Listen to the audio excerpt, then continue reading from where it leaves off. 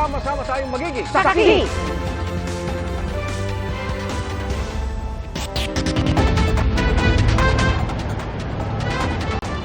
Mga kapuso, naipon ngayong gabi ang mga pasahero na patungo Santa Cruz, Laguna sa dalawang terminal sa Hilpuyat Avenue sa Pasay. Ang dahilan, natatagalan daw ang dating ng mga bus. Sa pag-monitor ng dispatcher ng bus, naipit daw ang kanilang mga unit sa Los Baños at sa Calambang. Nangako naman silang maihahatid ang lahat ng pasahero. Hanggang ngayong gabi, marami pa rin tayong mga kababayan na sinusulit ang Christmas long weekend sa iba't ibang pasyalan sa bansa. Gaya na lang sa Luneta sa Maynila kung saan mamaya magbabalita si James Agustin. Mag-uulat naman si Katrina Son mula Pasay kung saan maraming pamilya at magbabarkada ang enjoy sa iba't ibang rides ng isang amusement park doon. Kinupiska ng mga pulis ang kahon-kahong iligal na paputok na ibinebenta sa Divisoria. Kabilang sa sinamsam ang Plapla, Quitis, 5-Star, Piccolo, Cinturon ni Judas at Thunder. Saksi, si Tina Panganiban Perez. Lantaran ng bentahan ng mga iligal na paputok sa Tabora Street, Divisoria, Maynila ngayong araw ng Pasko. Bawal to, babiyahe ko eh.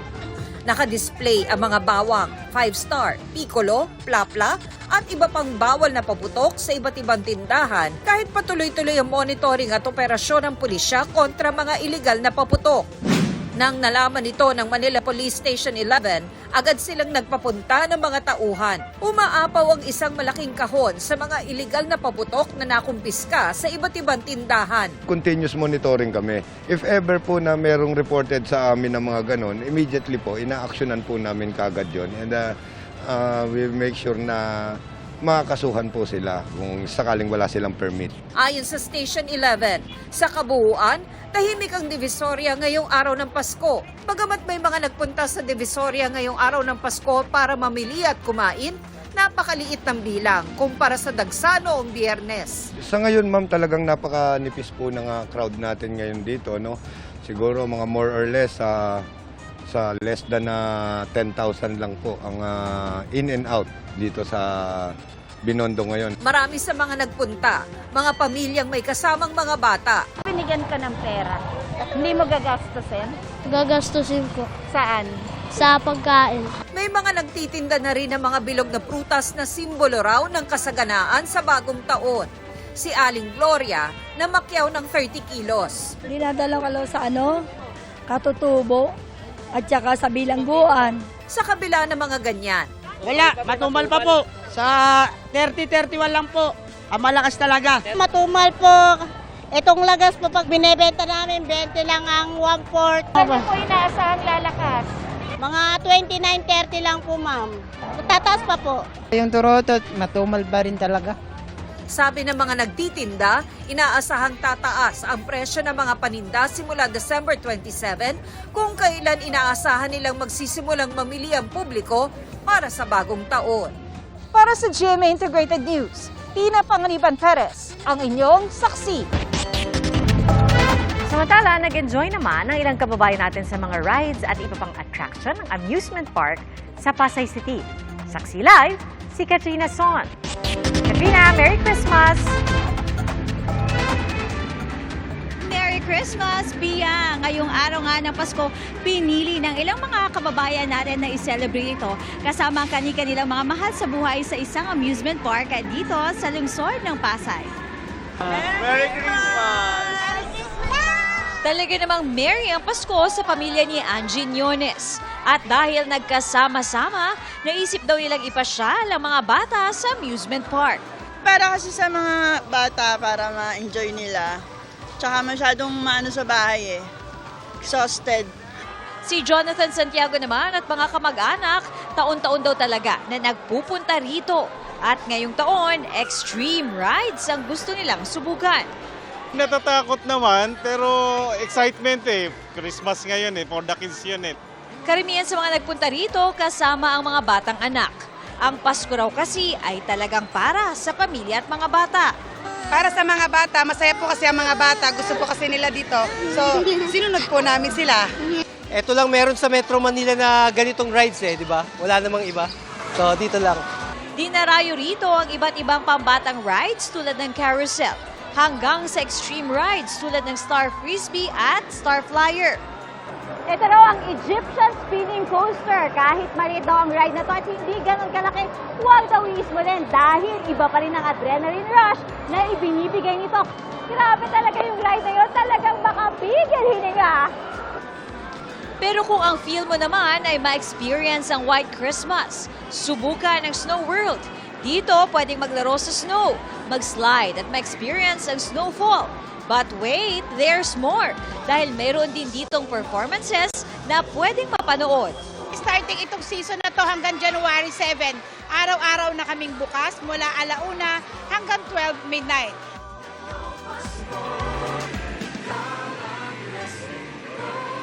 Pia, bukas nga ang amusement park na ito hanggang 1:00 pa ng madaling araw. At live mula dito sa Pasay para sa GMA Integrated News. Ako si Katrina Son, ang inyong saksi. Sa Luneta naman ang punta ng ilan para ipagdiwang ang araw ng kapanganakan ni Jesucristo. Saksi live si James Agustin. Merry Christmas, James! Ato, Merry Christmas! Damang-dama nga ang Pasko dito sa Luneta Park sa Maynila. Maraming mga magkakamag-anak, magkakaibigan at mayroon pang mga magkasintahan na piniling dito magdiwang ngayong araw. Alas 9 na ng gabi, marami pa rin namamasya sa Rizal Park sa Maynila ngayong araw ng Pasko. Magkakamag-anak man, magkakaibigan o magkasintahan, lahat enjoy. Patok sa mga bata ang iba't ibang klase ng laro ang pailaw. May ilan naman na naglaro pa ng badminton. Bakit yan ang pinili mong laruan, yung pailaw na yan? Maganda kasi po. Kamusta naman Pasko mo? Okay lang po. Masaya? Opo. Ang pamilyang ito naglatag na ng tela sa damuhan para mayroon silang maupuan. May dala-dala silang pangmeryenda dahil hanggang hating gabi na raw sila. Napag-usapan namin na magpamilya na dito kami mag-celebrate kasi open air tapos makapag-enjoy yung mga bata. Makapagtakbo-takbo sila dyan. Kamusta naman ba pagdiriwang ng Pasko nyo? Okay naman po, kahit na nakasurvive din. Kahit na medyo sa financial ay kailangan talaga na makapag-celebrate kahit paano. Ang magkasintahang Hilat Princess, kaninang umaga pa raw nandito. Sinusulit na raw nila ang bakasyon. Para ma-experience yung ganda ng Luneta. Tsaka kasi first time din namin napunta dito eh. Masaya naman po. Kasama ko po siya. Isa sa atraksyon na kinagigiliwan dito ng mga namamasyalang musical fountain. Agaw pansin din ang hikating Christmas tree, kaya marami nagpapapicture. Tulad ng grupong ito na nagkakilala raw sa TikTok at naging magkakaibigan na. Galing pa silang Cavite at Laguna. Naisipan namin dito kami magkita-kita. Magmi-meet kami para magkakilala-kilala kami, bawat isa sa amin. Kamusta naman po Pasko? Okay naman po. Masaya po. Samantala Atom, tuloy-tuloy na yung dating ng mga namamasyal dito ngayong gabi. Ang good news, hanggang 1:00 pa po na madaling araw, bukas itong Rizal Park o Luneta. Mula po sa aming team, isang maligayang Pasko mga kapuso at live mula dito sa Luneta. Ako po si James Agustin, ang inyong saksi. Presyo ng produktong petrolyo tataas sa huling Martes ng 2023. 1 peso and 60 centavos ang taas singil sa kada litro ng gasolina, sa diesel 1 peso and 70 centavos, habang 1 peso and 54 centavos naman sa kerosene. Una nang sinabi ng Energy Department ang dahilan ng oil price hike ang pag-iwas ng mga oil company at tank owners sa Red Sea kung saan dumadalas ang pag-atake ng mga rebeldeng grupo. Unilateral ceasefire idineklara ng Communist Party of the Philippines. Mula yan ngayong araw ng Pasko hanggang bukas. Pakikisa yan sa holiday at kasabay rin ang ika-55 anibersaryo ng organisasyon.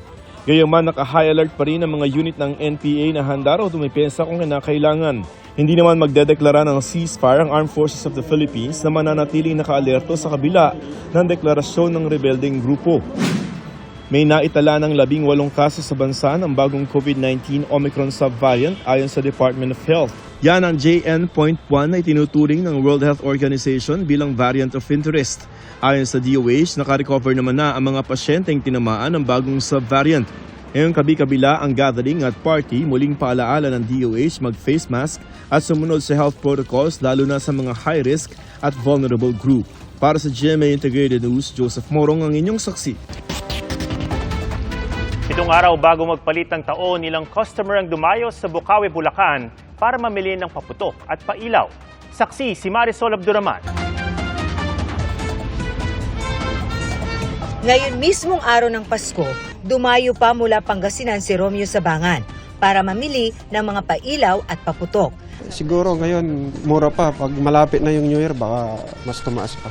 Naghahabol din ng murang presyo si Olga Montoya na bumiyahe pa papunta sa Bukawi para sa mga paputok. Every year, kailangan may mga ganyan pampabuenas, sabi nga nila. At the same time, masaya naman talaga pag may fireworks, di ba? Parang feel mo yung celebration ng New Year. Pero hindi swerte ang idinulot ng mga paputok noong isang taon sa ilang nabiktima nito. Sa datos ng Department of Health, mahigit 300 ang naitalang nasakta noong 2022. Nito namang Nobyembre lang, isang manggagawa naman ang nasawi matapos sumabog ang isang paggawa ng paputok sa Barangay Bunlo, Bukawi. Ayon sa mga nagtitinda, nakahanda naman daw sila sa mga safety measures sa lugar gaya ng mga fire extinguisher, mga drum na may lamang tubig at iba pa. Para sa GMA Integrated News, Marisol Abduraman, ang inyong saksi. Sinulit ng pamipamilya at magbabarkada ang kanilang Christmas vacation sa Baguio City. Saksi, si Joan Ponsoy ng GMA Regional TV, 1 North Central Luzon. Marami namang pwedeng pasyalan sa bansa, pero iba raw ang charm ng Pasko sa Baguio. Damang-dama ang lamig kaya pwedeng mag-OOTD ng jacket at kabi-kabila ang pasyalan starting with the Lion's Head sa Camp 7, Cannon Road. Sa ibang pasyalan naman, may physical activities tulad ng boating, biking sa Burnham Park. Pwede pang mag-go-kart sa halagang 75 to 300 pesos. Pang pamilya dahil pwede kahit bata o feeling bata. Mula Cavite, ito rin ang pinilahan ni Christine at kanyang pamilya. Since galing po sa ibang bansa yung papa ko, dito na po namin napag-decide na dito po mag-Christmas buong family po. Dahil sa dami ng mga bisita, 24 oras ng araw ang operating hours sa ilang recreational activities sa Burnham Park. Kasi sayang din naman yung magsasarap tapos magbubukas ulit. So, dire-diretso na lang. 24 hours na talaga. Kukulangin nga ang isang araw para malibot ang mga tourist destination sa lungsod, kaya ang ilan, 2 o 3 araw ang inilalaan. Major attraction this holiday season ang Botanical Garden dahil sa mga makukulay nitong palamuti. Bukod sa mga natural na halaman, makikita rin dito ang mga artificial na paru-paro at iba pang bulaklak na pang-Instagrammable ang ganda. Kumpara kahapon, mas maluwag na ang daloy ng trapiko sa lungsod ngayong araw, pero hindi pa rin nasusolusyonan ang problema sa parking. Samantala, kung ang iba ay nag-e-enjoy pa sa pamamasyal, ang ilan naman pinili ng bumiyahe pauwi sa kanilang trabaho at probinsya para hindi magahol sa traffic. Pwede na ring madaanan ang Cannon Road matapos itong buksan kahapon. Pinagbabawal muna natin yung itong mga six-wheeler truck at yung UB Express. Maraming reckless drivers at maraming kolorum. Para sa GMA Integrated News, ako si Joan Punsoy ng GMA Regional TV, 1 North Central Luzon, ang inyong saksi.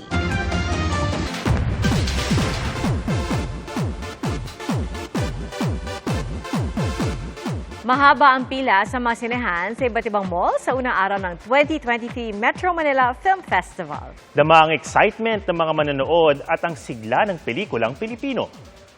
Kanina, sold out agad ang tickets sa lahat ng screening schedule sa ilang sinehan ng pelikulang Firefly na entry ng GMA Pictures and GMA Public Affairs. Ang cast ng Firefly na sina Miguel Tan Felix at Isabel Ortega nagkaroon din ng meet and greet with fans at nag-ikot sa iba't ibang mga mall. Ayon kay MTRCB Chairperson Lala Soto na isa sa mga nakisaya sa MMFF screening sa isang mall sa Quezon City, maganda ang lahat ng 10 pelikulang kalahok sa MMFF. Natuwa raw siya sa turnout sa unang araw at excited siyang mapanood ang lahat ng pelikula.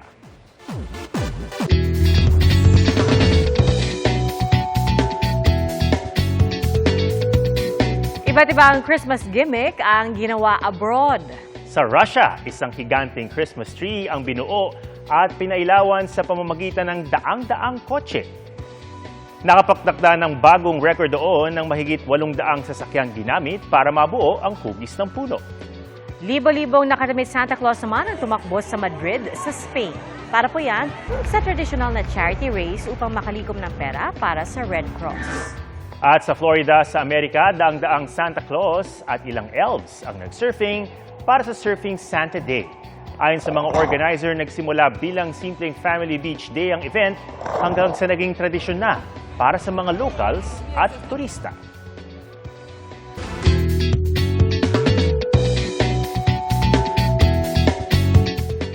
Si Santa Claus, hiker na rin? Pero ang Santa Claus na yan may mas malaking misyon para maghatid ng regalo sa mga residente sa bundok.